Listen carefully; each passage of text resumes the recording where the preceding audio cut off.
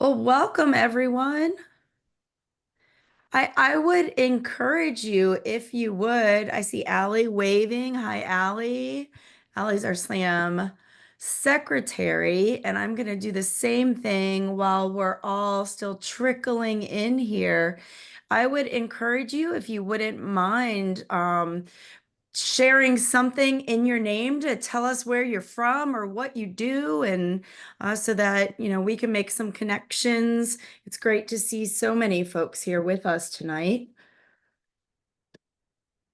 Sometimes it's nice to see, in addition to the name, maybe where you're from, because we'll have people joining us from all over the world, which is pretty exciting. And we've got all kinds of music educators with us, from the elementary level through to professionals and folks that are in the corporate world.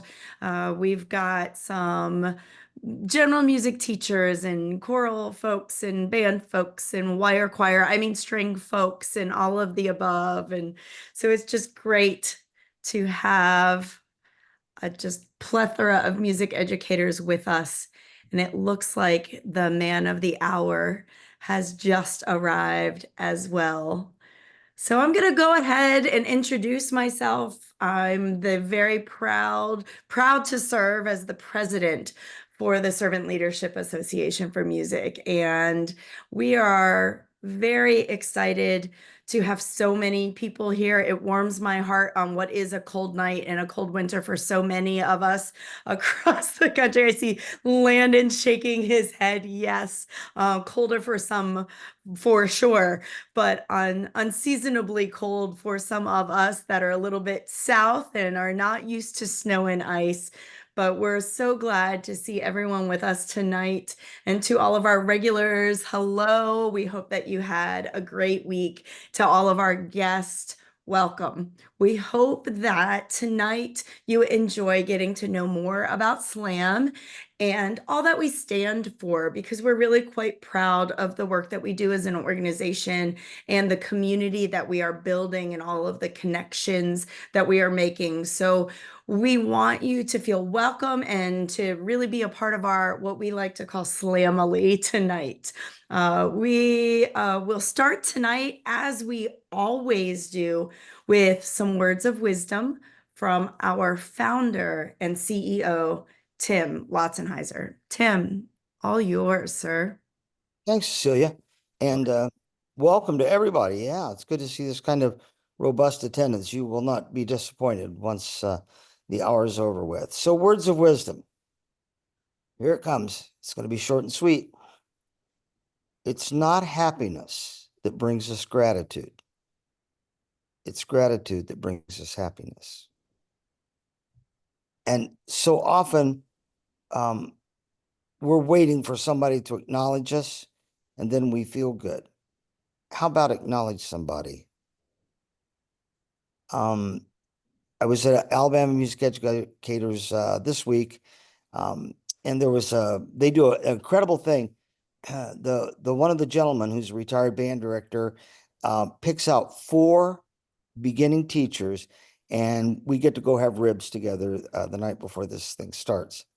Um, and he had, so here's the 4 teachers. There was 2 young men, a young woman, and an older woman. And so the older woman was a first-year teacher who'd been the school nurse for 17 years, loved to go down, hang out with the band, decided to go back to school, get her music ed degree, and started teaching this year, which that warms your heart to start out with.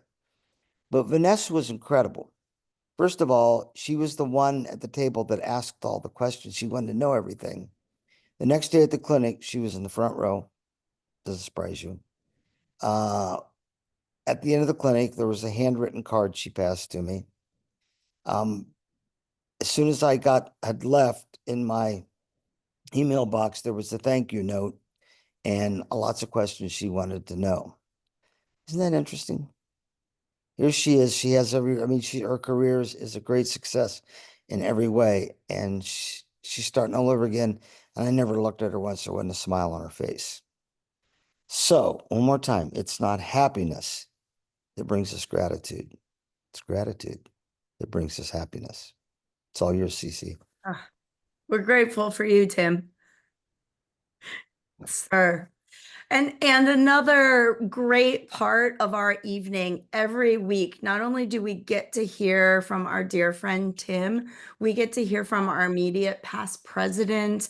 Many of you know his work through the Habits universe, but please welcome our immediate past president, Mr. Scott Rush, for a tip of the week. Good evening, everyone. It's great to see you. Before I do my 2 tips of the week, I want to show you a picture. This is Tim and I from 30 years ago. I don't know if you can see that or not. But anyway, that was one of the very first leadership workshops that Tim did when I was a young teacher, and he came and worked with my students, and so I wanted to share that with you. So I have 2 tips this week, and the first one is just the idea that being a conductor is bringing a part of who we are to the music making process. You know, if we're not passionate about music and music making, it's hard to get our students fired up, to light up about music and music making. So the great German conductor, Bruno Walter, who worked with Mahler and Richard Strauss, he had a quote, and I want to read it to you. I'm going to have to turn this way to read the quote. The quote says that the value of a conductor's artistic achievements is to a high degree dependent upon his or her human qualities and capacities, the seriousness of his or her moral convictions, the richness of his or her emotional life, the breadth of his or her mental horizon. In short, their personality has a decisive effect on the achievements. If his or her personality is unable to fulfill the spiritual demands of the work one performs, his interpretations will remain unsatisfactory, although their musical execution may be exemplary. So what does this mean? We need to conduct with musical conviction and find music in every phrase, but it also means that we need to share with our students why we love music and continue to surround ourselves and immerse ourselves with music, and do this when we love our students and we love music. We show them that we love them, and it's a very beautiful, symbiotic, interdependent relationship. We always say we're in the music business and the people business, and how that comes together. I also want to show you another picture. I don't know if you can see this one or not, because this has to do with my next tip. That is myself and Larry Livingston, one of the first times he did a clinic. And you will notice in the bottom left-hand corner, I got someone superimposed.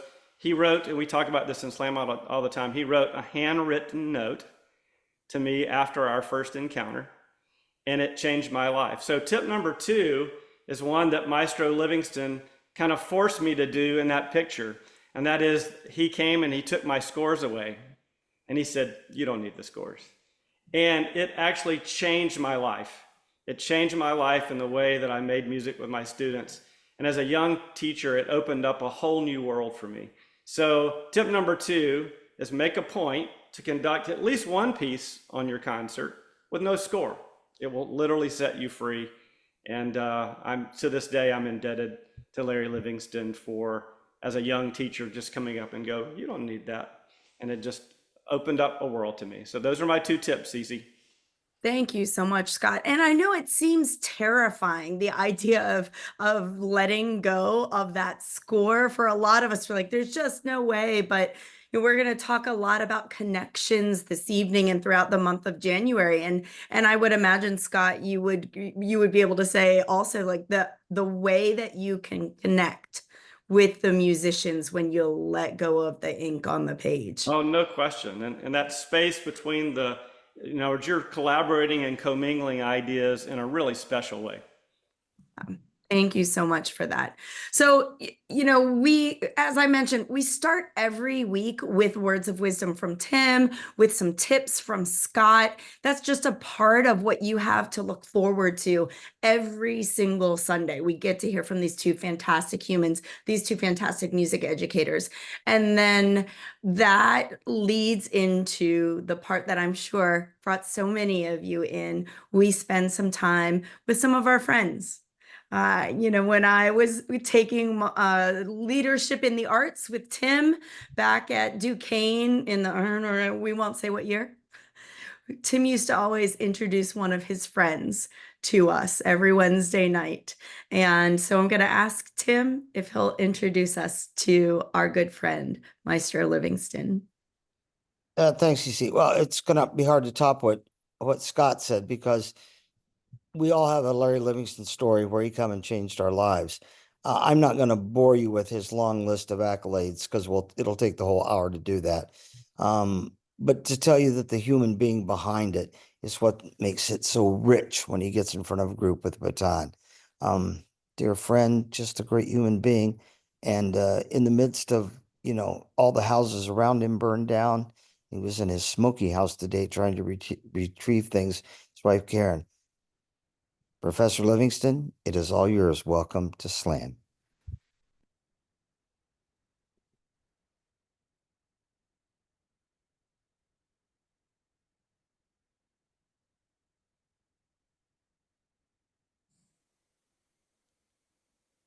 You're muted, Larry. Anyway, thank you for your kind words, all of you, and for inviting me to join this prestigious group. I am dealing with some complications in my living quarters right now, but because I married the best human being I ever met, everything's fine. I was listening to the comments at the beginning, and this is an issue I've thought a lot about, and I think when we are first touched by music, which can happen when you're a little kid, very often can happen when you're a little kid. I think what gets you is you listen to a piece of music and actually you say to yourself, hey, that's me. That's me. And then you spend the rest of your life as a musician developing the technique and the skills and the knowledge of musical values, music history, music theory, etc., so you can re-experience the epiphany of the first kiss, of the first moment of encounter. And so I think it's absolutely true that uh, doing music is perhaps the most personal thing you can do in this life. And I have a chance to work with a lot of graduate students, and I know that to some degree they're intimidated by conducting in front of a large audience. And the reason they are is because they've chosen to do this. They've chosen to say publicly by standing on the podium, this is who I am. And so they want the who that the audience gets to be a real deep excursion into that human being. And for me, at the end, technique is important, but in the end, it falls away as a consequential act and is supplanted by the thing that drove us to music in the first place, which is the explication of the human heart.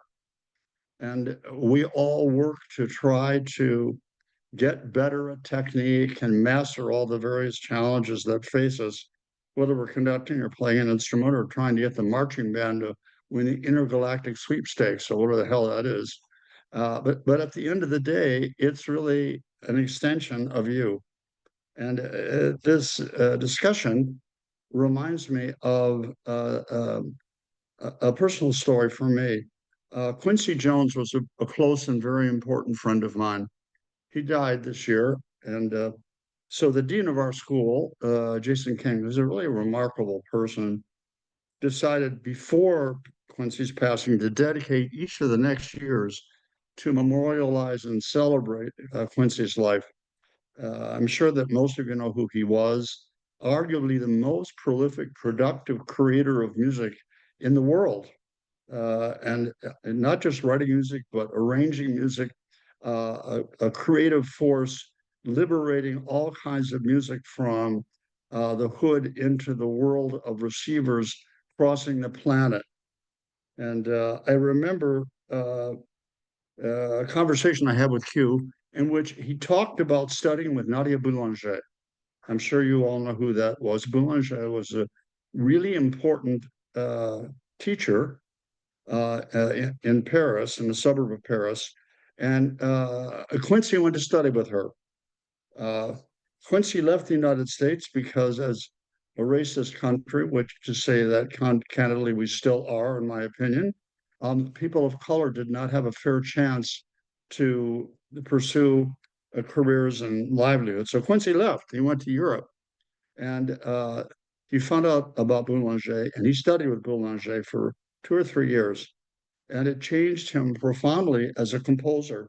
And he told me that one of the things that he left the study with her remembering and holding is the music that you make is only limited by the person you are. And so there are no boundaries that keep you in check. It has to do with your own value, your own sense of what it means to be alive. And so he said, you know, Laurie, every time I'm doing a record or something, I'm actually thinking about a movie. I'm constantly thinking about the larger issue. And I asked him to tell me a little bit about his life as a film composer. His first score was Pawnbroker. He did that for Paramount, and he was the only Black person on the set, if you can imagine. That was in the 50s. And when he started to embark on his music as a film composer, which now has many, many, many pieces, things he wrote, including The Color Purple, he was told by all the white male producers, if we want to do a show about the blues, we'll hire you. But we're not going to hire you to do some real stuff. And Quincy said, why? And someone said to him, because you need to know how to write for strings. And so he came back and said, how about this for writing for strings?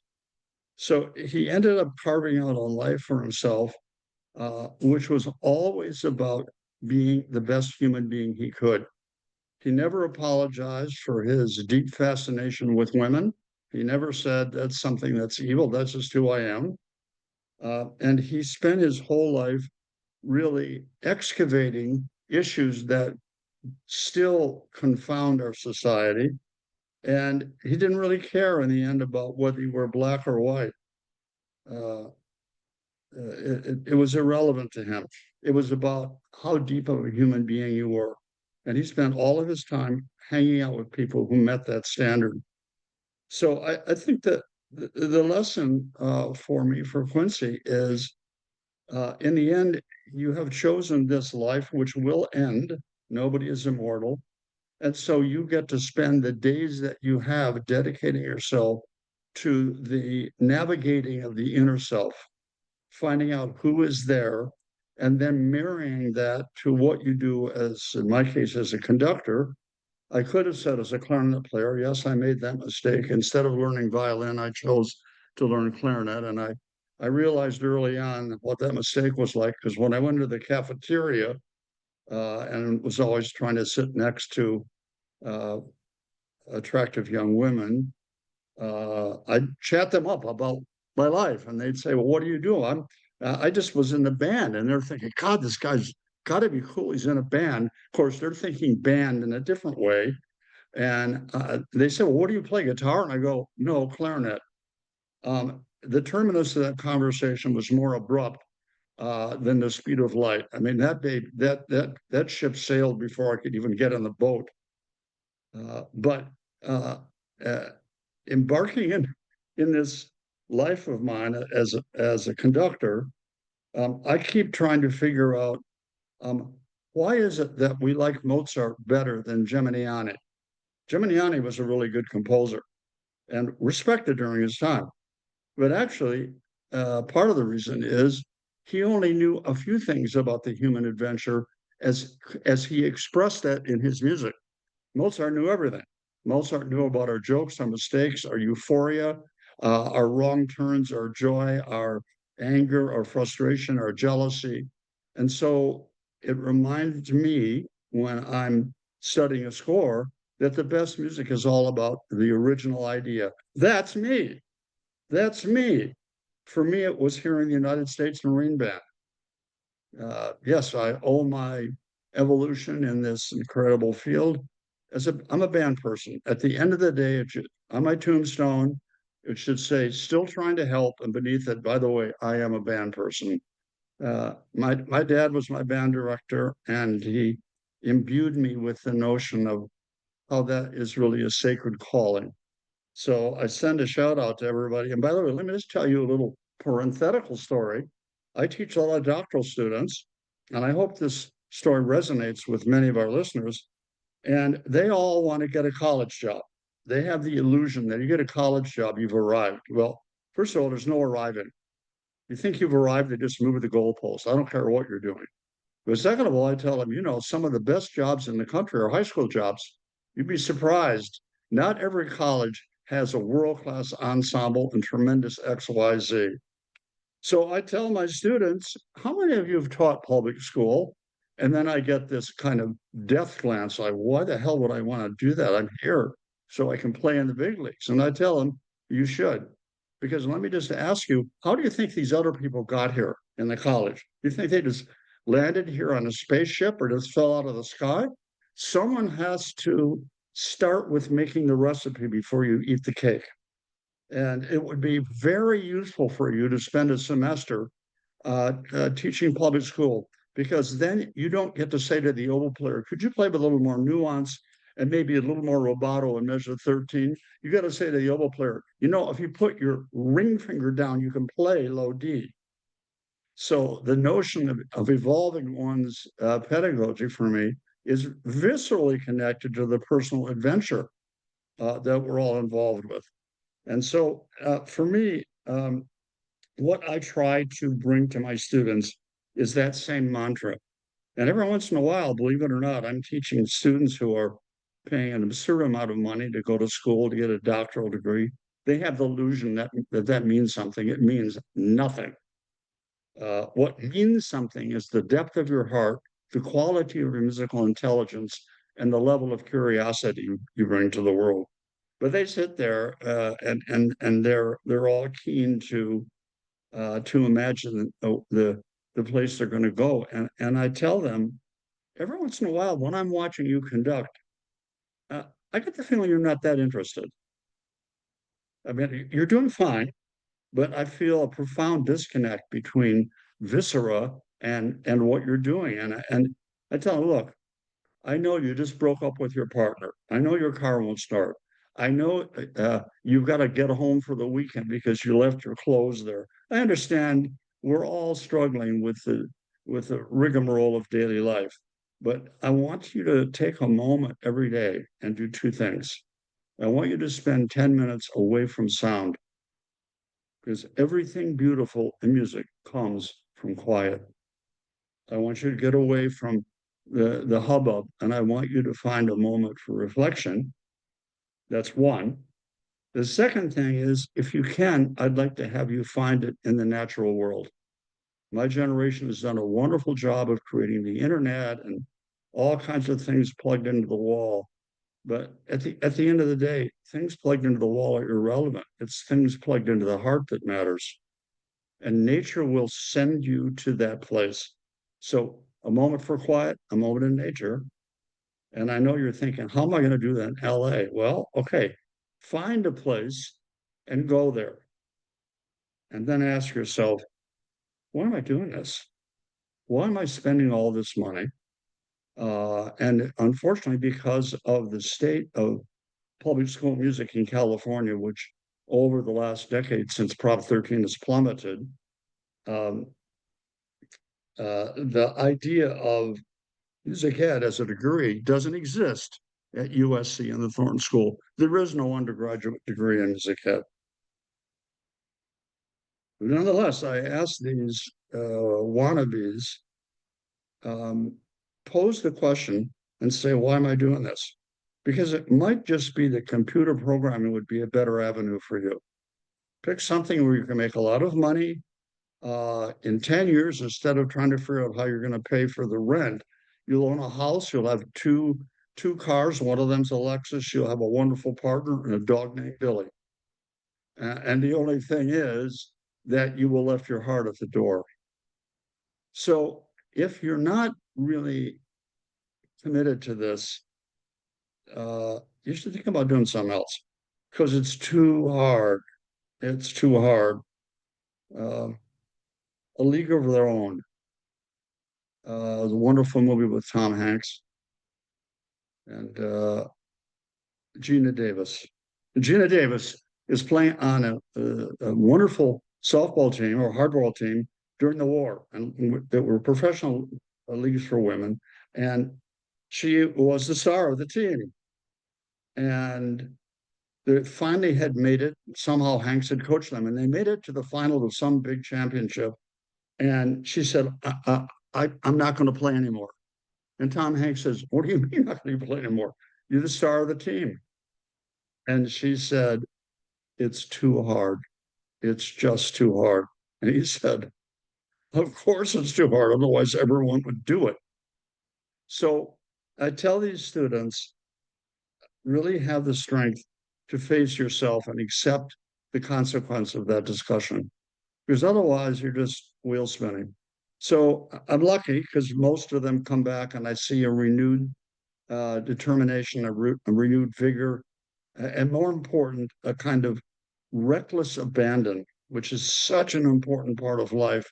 And most schools just work that right out of kids.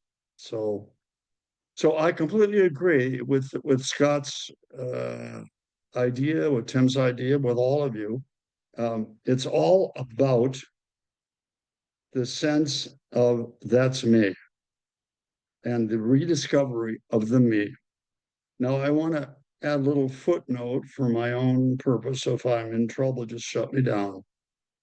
I am very concerned that somehow DEIB is now being seen as a hula hoop by lots and lots of companies and institutions. It's like, okay, we did that. We help people of color, we help women. Let's move on. Let's move on. No, no, no, no, no, no, no. Hundreds of years, thousands of years of oppression don't get corrected because for 15 years we paid attention. So if I'm offending people, forgive me. But it's time for us to embrace the richness of the entire population. It's time for us to embrace every person as though that individual was a person that mattered. And how we do that and the way we do it, of course, is complicated. There's many, many variables in play. I get that. I'm not preaching some simple click and play, but I am troubled that it seems to have evanesced as a kind of an idea that it's like bell bottoms or tie-dyed shirts. WTF? No, no, no, no, no, no, no, no. That's not what it is. It's about the human quest, and we have an opportunity to take that seriously. Now, I'm not going to talk about the national political scene. I'm going to stay away from that because this would be a 4-year conversation, and it would be mute. No, I shouldn't say. Anyway, but I do think that the dice is harder to roll now. So we don't have a circumstance in which the concept of equity, of social equity and fairness, is being supported, shall we say, in the most visible national platforms. So how are we going to do it? One person at a time, one romance of hair at a time, one gesture at a time. We can make a difference. And when we make a difference, it feels somehow like sleep is better. So at this very advanced age, and I'm the oldest person on this call times two, Tim's chasing me, but his energy level can completely deceives everybody. You know, he's like, I saw in my notes, 80 is the new 40. His is like 70 is the new 20. But I offer this idea without asking permission because I think it's important. And especially now, and especially in the educational setting. I about 2 years ago had a car accident, which I'm quite good at, by the way. And this man hit my car, and maybe it was my fault. So anyway, it was an African American man whose name was Tom. And so instead of having a kind of confrontation, we had a wonderful discussion. We had coffee and spoke for an hour. And he's on the board of Pasadena Public School. Pasadena was the first busing community in America. Okay. And in that school, there are some real issues about doing the homework, showing up, etc. And I said, what's the answer? And he said, it's the parents, period. End of discussion. The culture norm, the culture definition is set at home. And it's hard to get these kids extricated from it. And my light bulb went on with my hair, it's easy. And the light bulb said, then education. It's in the school. And I realize we're in an era where we're now seeing in various states around the country book burning and the kind of nonsense that's beneath a human being who cares about the future of our country. Anyway, education. And I think having a band is a magic show because the sense of value to humanity of playing in the band is almost immeasurable. It was a wonderful study done by an institution in Cleveland. I've forgotten the name of the school now. And they did a study about social normative behavior. And they studied a couple hundred kids who played in bands in that city. I can't remember what the city was. And the difference between accepting and striving were 100% differentiated by whether you played in band or not. I think that there is a tribal aspect of band, but at its best, it doesn't have to be a mono ethnic tribe. The tribe should be about music and accepting and gathering and loving. And so I at this advanced age, having started as a band person and then masquerading as a bunch of other jive for decades, I come back home to the simple idea that the people who are doing band are making something happen that will help in the end save us. Because if we don't look at these students as a treasure, not as people who are going to help us get a one at the contest, but as a collection of individuals who are at a stage of their lives when perspectives about the world, behavior, fairness, integrity are all available to be, I would say manifest, but that's sexist, personifest on the podium and in the sectional, etc. So anyway, those are a few thoughts. I'm sure I've run on too long. My children say never ask him a question because that always happens. So anyway, maybe we stop there if that's of any use. Okay. Absolutely. I And feel what we'll do I is feel daunted when I'm looking at Lautzenheiser because he could get the cactus to play viola. I mean, he has the capacity to fire the engine that lives in every person. So I'm always feeling like I could sit in the back of the room and take notes on him. And by the way, David, I read the tome that you wrote for this presentation. It's beautiful, eloquent, and right in the nucleus. Now, this is one of my. This is what I'm good at: stopping without stopping. The issue is to be in the nucleus. Life has electrons circling the nucleus. Lautzenheiser's in the nucleus, and that's why people respond to it. At the end of the day, it's about the arrow in the center of the target. So anyway, thank you for letting me interrupt your useful slam. And it's 21-16 Chiefs over the Bills. So sorry. There's a football game going on now. When I realized when you guys had plugged me in this data, I thought, oh yeah, that's good. Yeah. I'd like to reach out right now to all the people in Kansas City and say, thanks a lot for putting this above watching your football team. Not. I'm happy to take questions or have people rectify the mistakes I've just made in public. No, that would be great. And I will say, just so that I can connect some dots. Larry mentioned a tome that David contributed to our email this week, which is actually just an excerpt from Slam's book, which has a lot more that's right on target. We've got some great contributors who are present this evening that contributed to that book. So I'm glad that you enjoyed that excerpt. What questions do we have for Larry? Feel free to unmute yourself if you want to just jump right in. If you'd rather put something in the chat, that's fine as well. We'll just open the floor for a bit.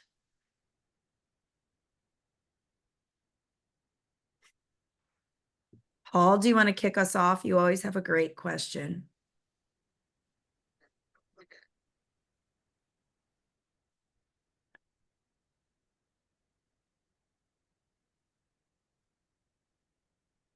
Still muted there, Paul.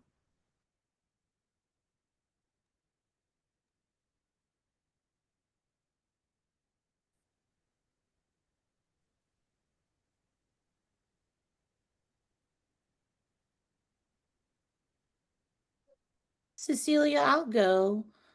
Thank you, Louise. Yes. Hey, oh my gosh, I'm speaking in front of like a million amazing people.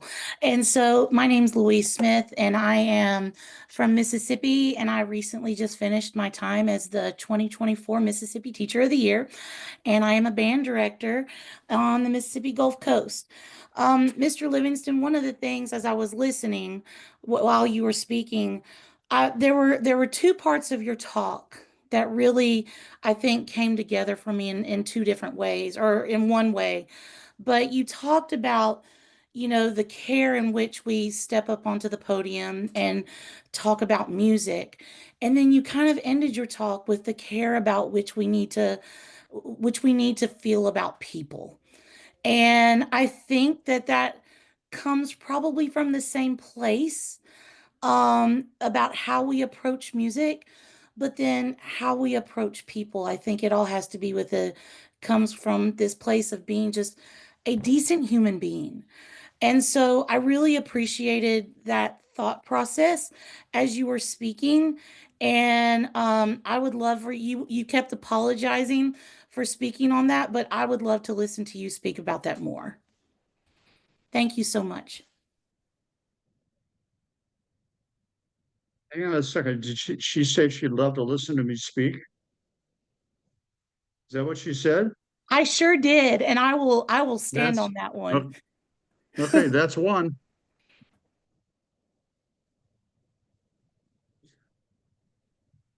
That is why we are all here tonight, Maestro.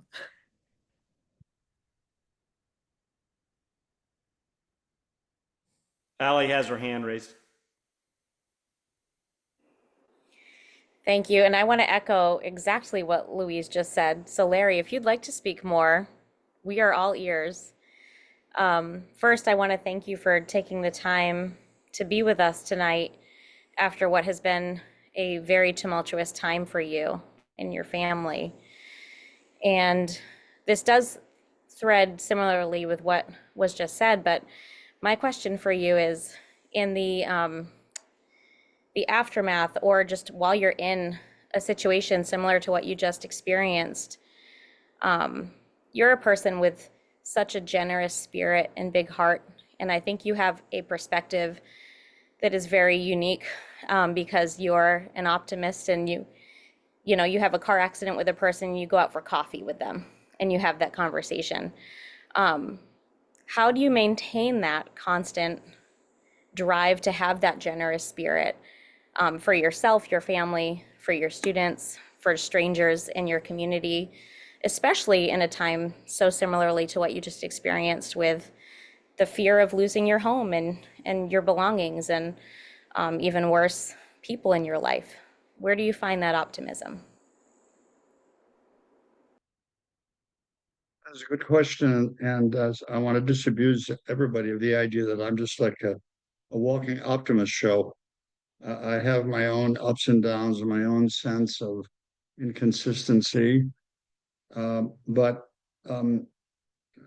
I've spent a lot of my life somewhat unsuccessfully, but nonetheless working on me, trying to get better at things about me. And I'm as available as anybody for the plummet when things don't go my direction. And what I'm working on is you're only going to get this day once.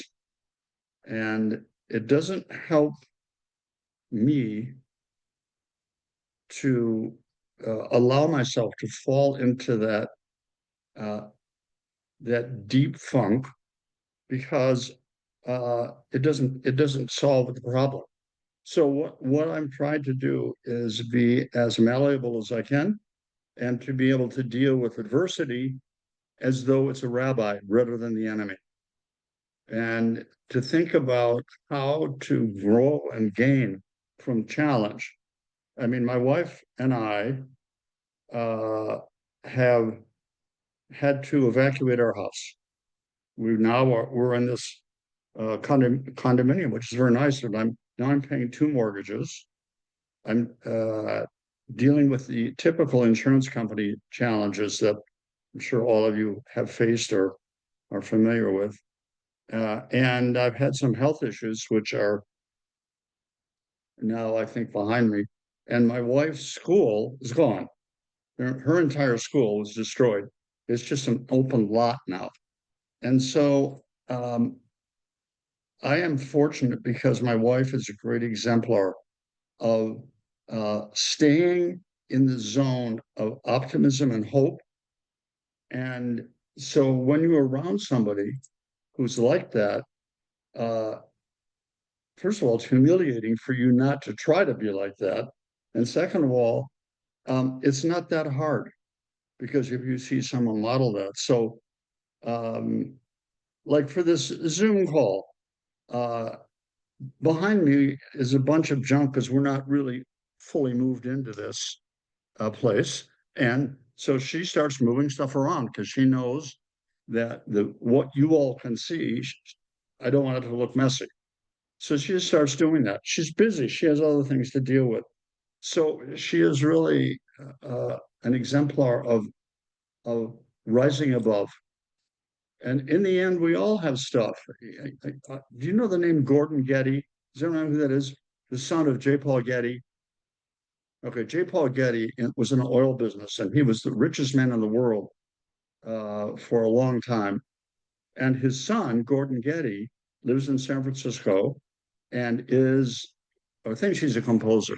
Anyway, I went up to visit with Gordon Getty, basically to inspire him to give money to the Thornton School to support our school.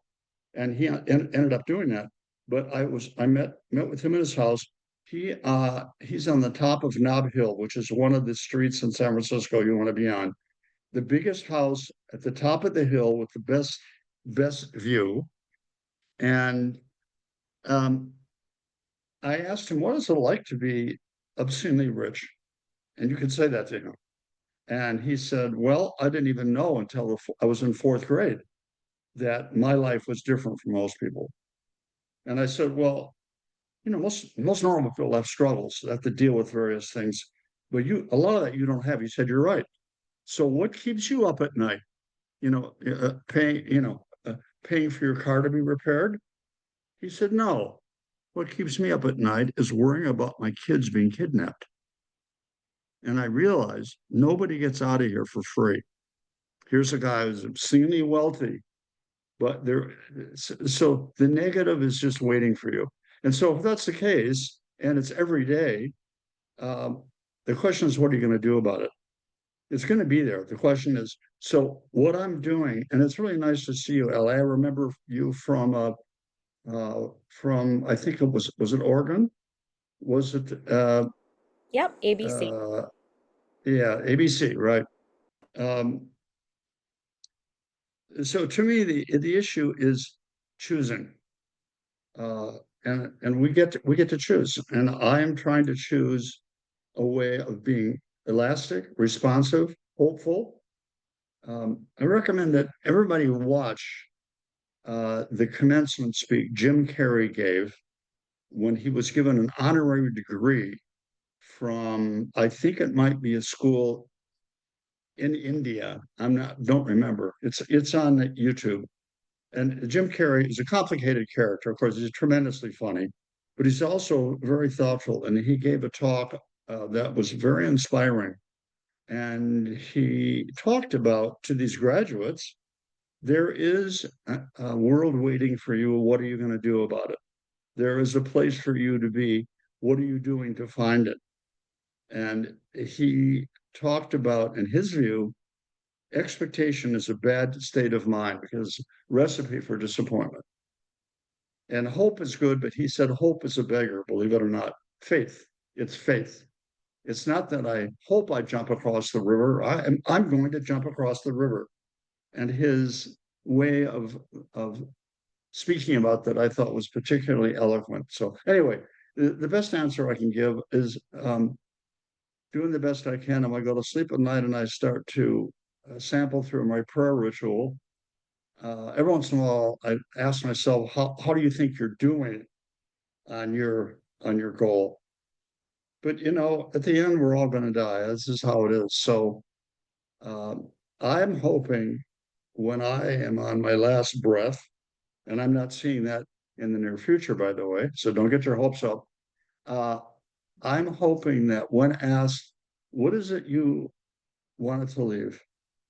It's not being the CEO of 4 great music schools. It's not conducting prizes. No. The effect I had on other people. That's how simple it is. What I have done for others. And part of that for me is not wasting the energy and tolerance of other people by whining, because that doesn't do me any good and it uses up their spiritual space. So anyway, that's like many of my answers. It has multiple levels, some of them irrelevant probably, but that was probably a foul tip, but I wasn't trying to bunt, so it was okay. Thank you. We appreciate you. How are you doing? I'm doing well. Thank you. Are you still playing the flute? I am. That's good news. And Yeah. what are you now, about 22? Yeah, we'll go with that. Thanks, Larry. Me too. Larry, would you talk about, because you were a Ravelli student, the transition from that climate to where you are now and your trip through Luther College? You don't mean for the climate of Michigan to the climate of California. You're thinking metaphorically, right? Yes, So- absolutely. Yes, thank you for clarifying that. Yeah, well, okay. It was a whole different time. All the faculty wore suits and ties. You would never contest anything anybody said. It was a teacher. So we genuflected in front of the power altar. And Ravelli came out of the Toscanini mode. So his way of teaching was really illuminating, but very, very difficult. And his way was to imagine that everybody he's with is out to get him, and everybody's going to mess up his life. And so his incredible teaching was expressed in a way that it took a lot of thought and reflection. And frankly, he basically deputized everybody in the Michigan band. And I was in the Russian tour band, the legendary one, when I was 18. He deputized everybody to go out into a high school and copy the Michigan band, conduct like I conduct, rehearse like I conduct. And an example of how heavy that imprint was, in my dad was my high school band director, but he had a heart problem and had to go to the junior high. So Jim Griffith became my high school band director. Jim Griffith was the high school band director at Plymouth for 39 years. And he had a very tough time in the beginning. Most of the kids quit because of his Ravelli way.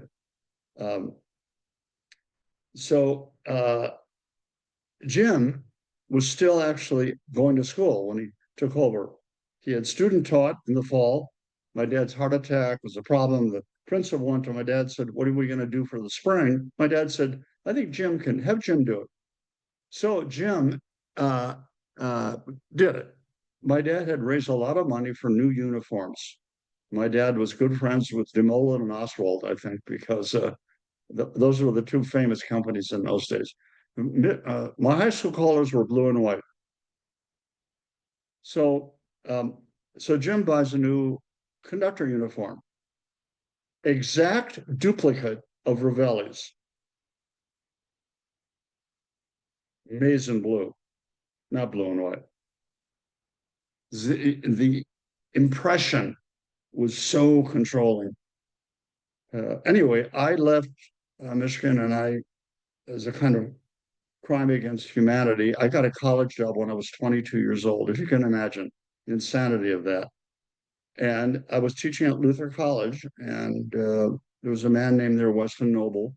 That's a name people know, maybe, but Weston was an amazing individual. So I watched him rehearse when I went there. I was doing the second band, and he was doing the all-star big band, and I watched him rehearse, and I thought, this is a disaster. He wasn't yelling at anybody. He didn't make anybody cry. He didn't make anybody feel bad. So I thought, well, this isn't going to work. And then I noticed it was a choir in this case. He did the choir in the band. And I noticed all the kids in the group were holding hands.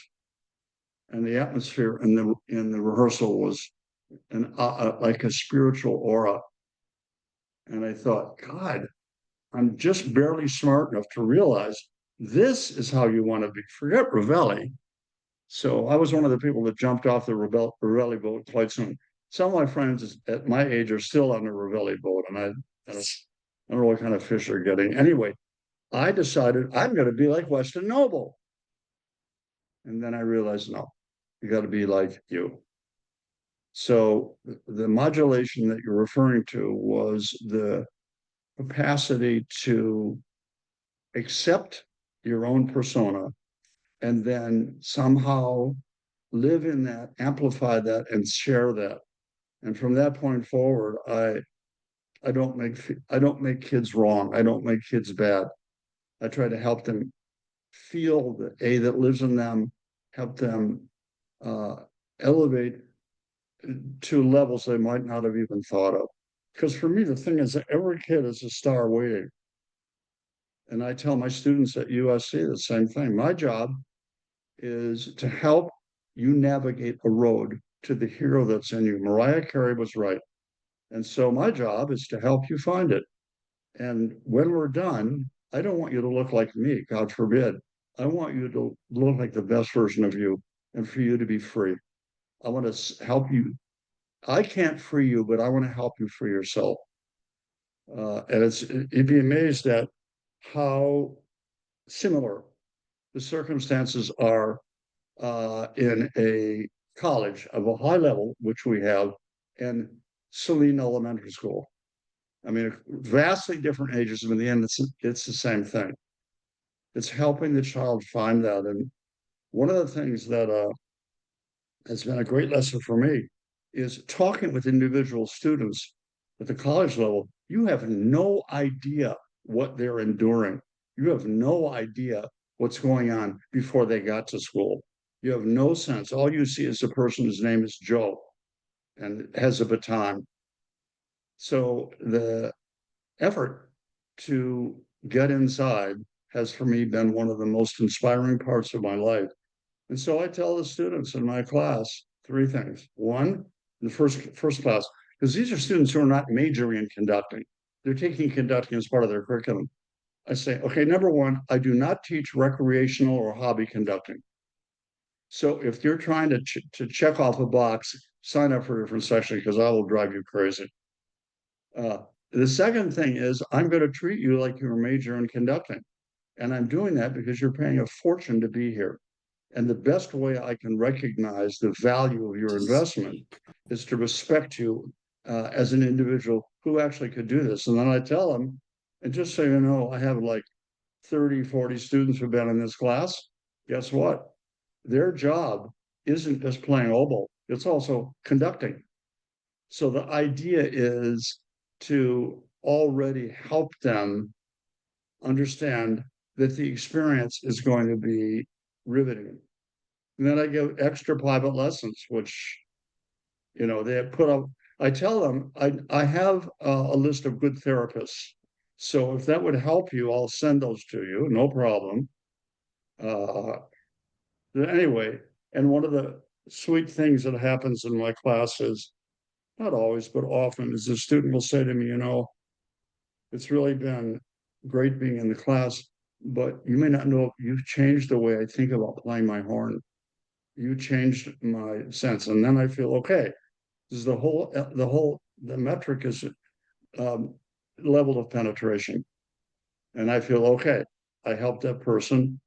And I tell them, I'm not teaching conducting. I'm not teaching music. I'm teaching you. And to do that, I need you to send me a recording of your new composition or your trombone playing or whatever you're doing, so that I actually can understand who it is that I'm working with. So anyway, those are just some derivatives from your question. Thank you. Thanks, Larry. That statement alone, Larry, that I'm not teaching music, I'm not teaching band, I'm not teaching choir, whatever it is that we think that we teach, to be reminded that we are teaching you. We're teaching that individual sitting in our classroom. That's what we're all about here at SLAM. That's absolutely, that encapsulates everything that is at the heart of who we are as an organization. Brenda, do you want to ask the last question of the evening? I just have something quick to say. You mentioned Weston Noble, and when I started doing choir, I actually went to a conference, actually a summer session with him, and I was a nervous wreck because I knew so much about him. So if you're a choir director here tonight with us, please read about him, because everything that Larry Livingston mentioned tonight, you, you need to read about Weston Noble because he is top notch. He can pull it out of you, and he did pull it out of me, and I never thought I had anything else to give. And he knew, just like when Tim, you said, raise your hand up, now raise it up a little higher, you could go up a little higher. Well, did that to me, and I was blown away. So if you're a choir director, get a chance to read about Weston Noble. Thank you for sharing that. Appreciate it. Thank you so He much. was a model of the idea of his first encounter from a little farm in Riceville, Iowa, like 20 miles from Luther. And he was an organ major. And his first encounter with music was clear, because we spent a long time talking together and sharing. It was the same thing I mentioned earlier. That's me. That's me. And it was the human element in Weston that was his trump card. That was the thing that allowed him to cross the transom and actually have the power of course, he had wonderful technique, great musical ideas, etc. But he was really deeply, personally, emotionally, spiritually connected to every student that he worked with. And they felt that.